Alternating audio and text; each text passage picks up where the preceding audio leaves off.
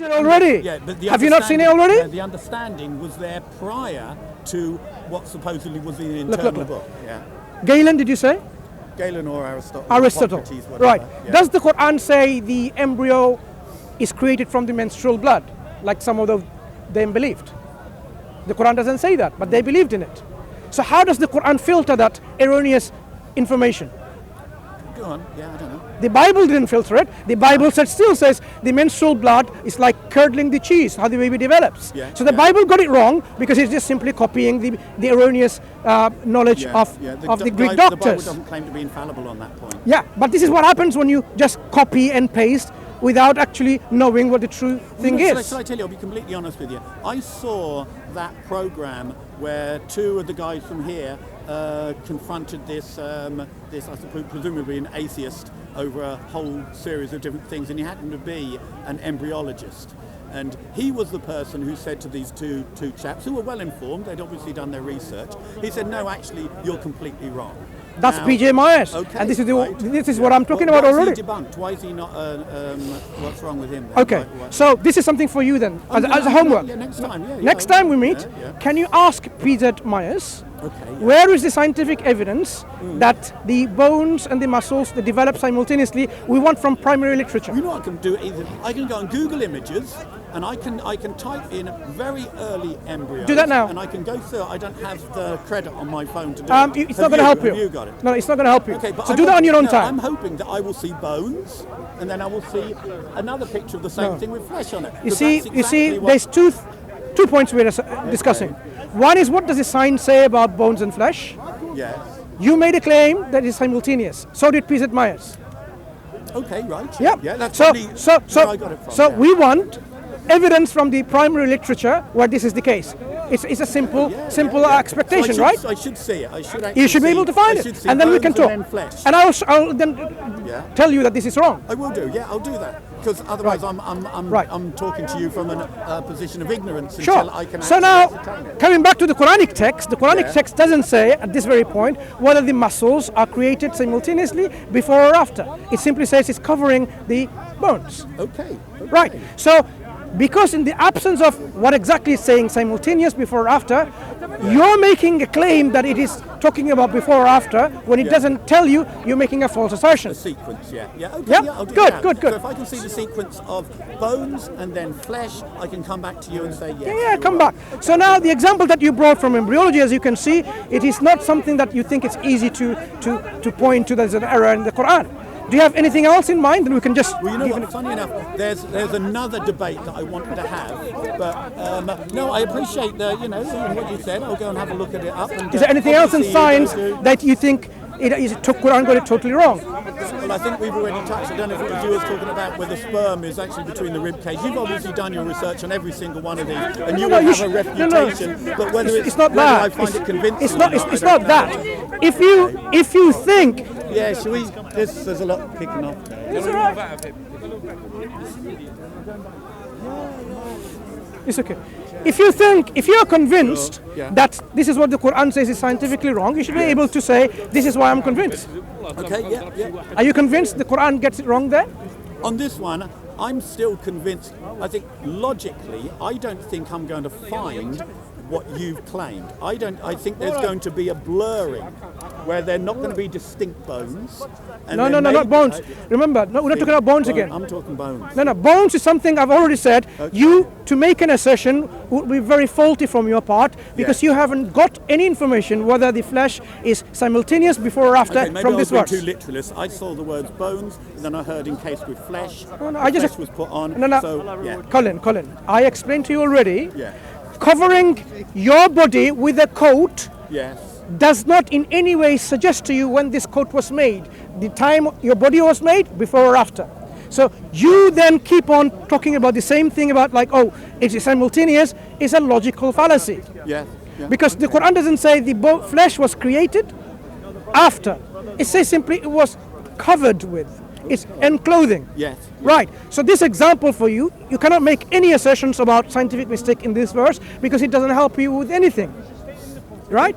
It doesn't tell you. We will talk again. So, We'll so talk again. that's why I want you to go and research what science have to say on this issue, and then we'll talk about this verse. Okay, yeah, we'll do So that, next example, you talked about the sperm origination. Now is not the time, because I'm going to disappear in about 40 minutes. No problem. I'm hoping just to establish a framework discussion on the foundations of the nature of God. So, I mean, we could keep going back to these things. But I want to clarify these issues just to demonstrate to you, when the Christians come along and say the Quran has a scientific mistake, obviously they don't realize that this assertion that you are making, yourself it's making, is it based on a solid foundation or not? So the one example that you brought forward, the one example that you haven't yourself. You mentioned his name. No, I'm saying the example that you brought forward, you were unable to substantiate, and you cannot substantiate because referenced it to an expert. I just told you. Qualified man. I just told you. Yeah.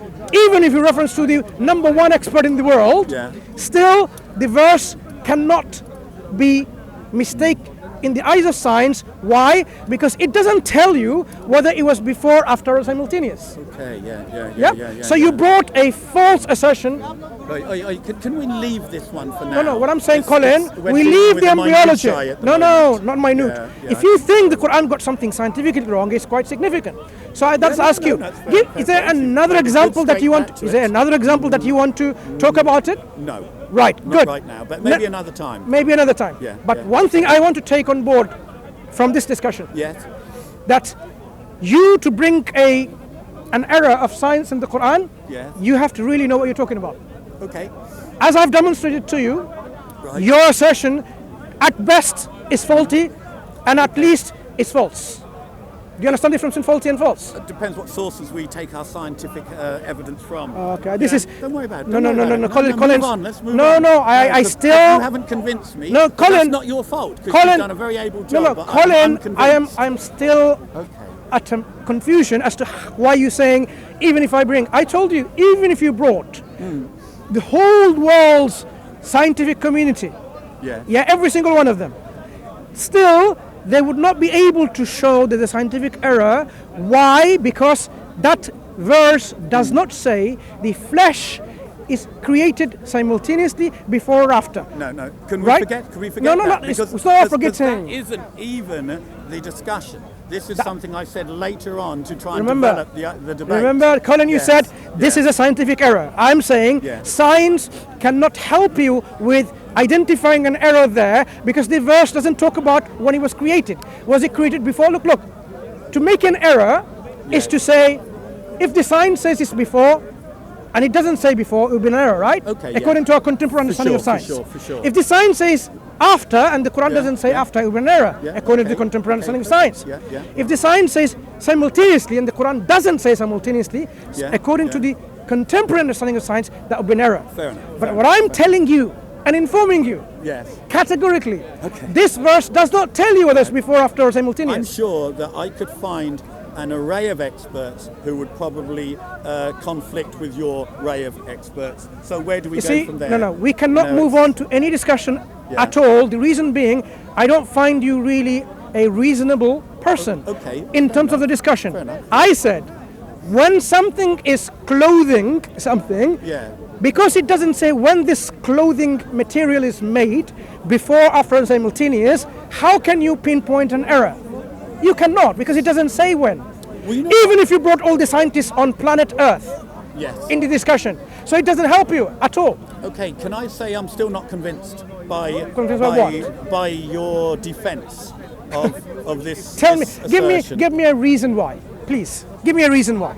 I've explained to you that it will be impossible for you to prove scientifically there's a mistake in this verse. If I could come back maybe next 2 weeks' time and say, here is a list of qualified people who are able to make kind of statements on embryology and the development, and they say, actually, no, you do not have bones then encased in flesh. You will then say to me, well, actually, I've got a whole load of people, actually, complete rubbish, that they are, and where does it go from there? I mean, if you were to brought the scientists who say the bones are not enclosed with flesh, I think we should exercise. This is a common knowledge already.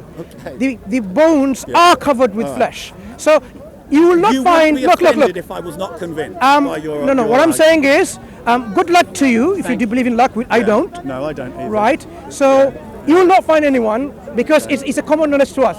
Just like we breathe in something, we do actually breathe in. Gases exchange takes place. We do. If you say nothing takes place, then what can I say? So we know the information already. Yes. So I am saying, leave that now because Okay, we'll leave it. leave it with this acceptance that yes, the Quran here doesn't in any way point to whether it's before or after and so on, which you don't seem to agree on for some reason. No, I'm looking at about 5 words that seem to show a sequence.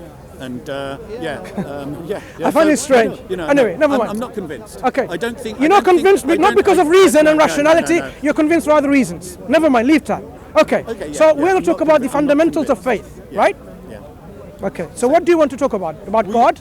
You know what? I was hoping to have, no disrespect to yourself, was it with Hashim? And this is something that we started a discussion on, but unfortunately I think the time's running out because I've got to disappear around 4:30 and we're not going to be able to touch on it. Okay. But thank you for taking the time out, but as I say, I'm unconvinced by your... You're unconvinced for your personal reasons, not because of reason, rationality, logic, right? Or science. Because your debating style is very quick, very fluid. I'm not saying it's a wrong style, but it can be so quick that the things that you're saying and moving on to the next one and the next one, I'm still waiting to connect with the first thing that you've said. Which so is? When it comes to, I don't know, but when it comes to trying to examine something, it's not a very helpful way of debating. No disrespect. Listen, with no disrespect to you, I said, your approach of investigation was not quite correct, right? I said, instead of going to the scientists and go to the science and see what science have to say on the scientific subject. Now I took that, that's good. Good? Yeah, good. That's good. And then we talk about it, okay? So don't make false assertion that you cannot back it up. I would say it's a false assertion because you haven't got anything to back it up, okay? So now, with a few minutes or so that you have remaining, do you want to talk about God? Do I want to talk about God? Yeah.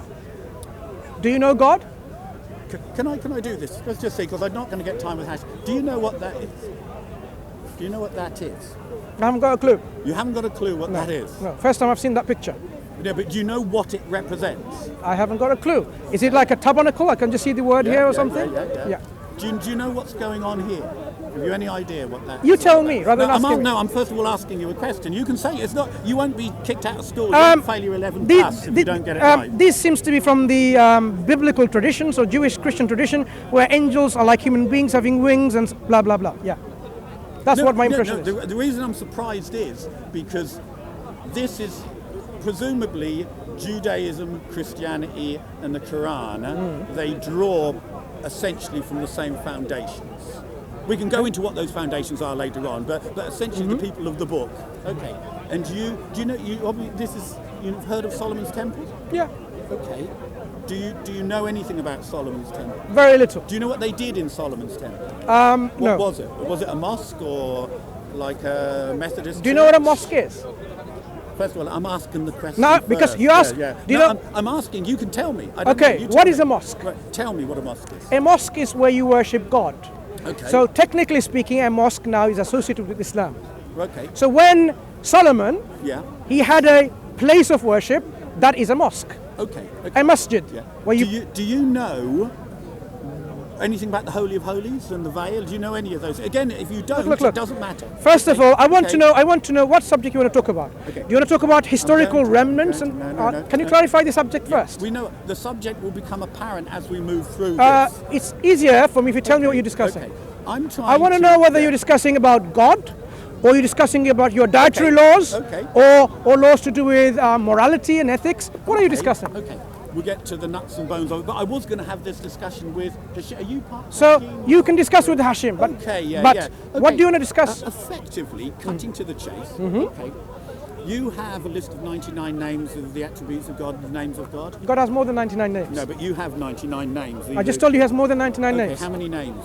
More than 99. Do you know how many names? Not that it's important. If I tell you he's more than 99, do you want to know the exact number? No. God See, is infinite. I think we're floundering already on this one. I'm trying to establish that in Islam, are there a list of names that... You can get a 99 names as a list. You can, yes. Because I think the problem is, in no offence, your debating style is that why do you take offence? No. Stop the Collins. Please. Can I finish? You don't know what I've said yet. No. You've already referred to my debating style already. Yes. Can you not discuss?